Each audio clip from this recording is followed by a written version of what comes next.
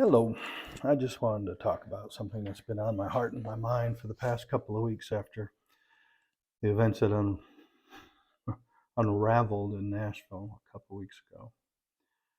Um, just brings me great sadness to see that things wound up the way they did, that this young woman killed herself, suicide by police, and killed 3 children and 3 adults because of how she felt about herself, her life, and her desperation. She did what she thought she needed to do. And when the news story first hit, you didn't even know if they were talking about a man, a woman, or what. All they would say is transgender. They gave a name, but it was very mysterious, if you will. There, because of being politically correct, they didn't want to say the wrong thing about the person who perpetrated such a horrendous act. They were worried more about that person's identity than about those that person destroyed. Obviously, she had mental illness. The best they would do in the reporting of it was that she had emotional issues or problems and wasn't getting the treatment she needed. I don't doubt that she wasn't getting the treatment she needed. It could have either been by choice or by the fact that it's hard to get treatment for people with mental illness. And until we address that problem, it's going to continue to happen. As people make conscious decisions to do the things they do, there's no doubt about it. But mental illness can prompt those decisions. This young woman, she intentionally went and bought guns and ammunition to go and do what she had intended to do. That she would kill others and in the end be killed by the police because she wanted out of this life. And that is a sad situation. Her desperation in trying to find help, trying to find a way, trying to understand herself, trying to understand the world around her. In desperation, she killed 3 innocent children. And actually, some people came to her defense for doing this. That she felt she had no other way to be seen than to do something like this.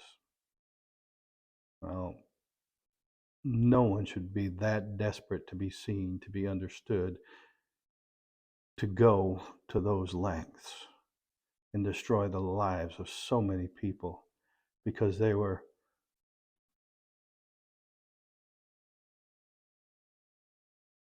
just so confused and misunderstood in their own lives that they felt somehow they had the right to do something like that. Right now, it's hard for people with suffering with mental illness to get the help they need because the laws do not allow anybody to be forced into care. The most you can do if you find somebody in a dangerous situation to themselves is get them under care for 72 hours, and then if nothing, they're deemed safe for themselves and society, they're right back out again. And nobody can force them to get the health care they need. Nobody can force them to take the medications they might need. And even if they want to do all these things, if they want to find the answers and get some care, it's hard. Most health insurance doesn't pay well enough for mental health care. And what little is out there that the government supports is nowhere near sufficient. And things get out of control so quickly and so easily when people are living with mental illness. I know in the news it was described as emotional issues or problems. Well, there again, that's putting a polite title on it. It's an emotional thing. Well, should anybody's emotions allow them to murder?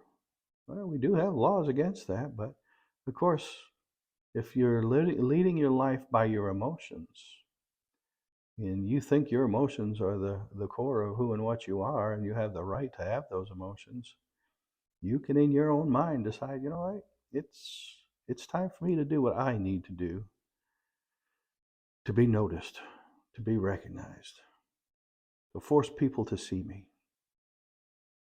And that's what happened that day. And the first thing everybody says is, we got to get these guns out of people's hands. We need to get people taken care of. They need health care.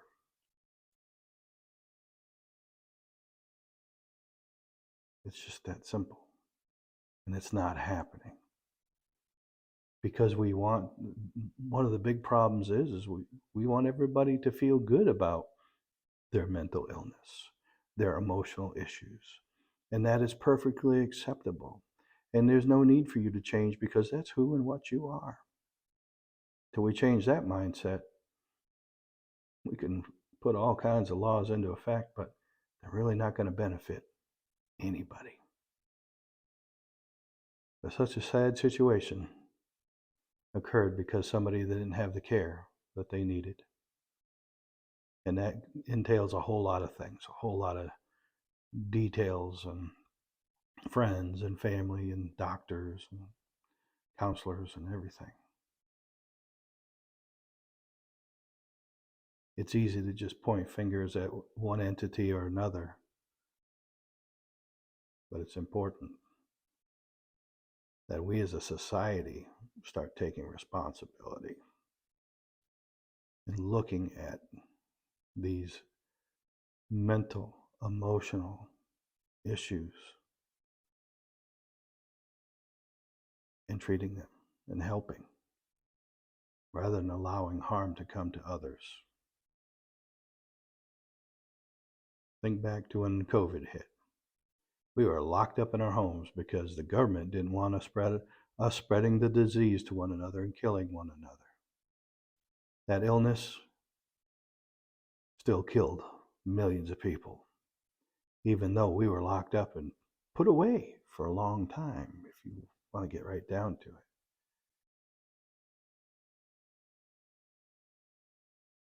They were treating symptoms, they weren't treating the issue. As always, that's how we do it.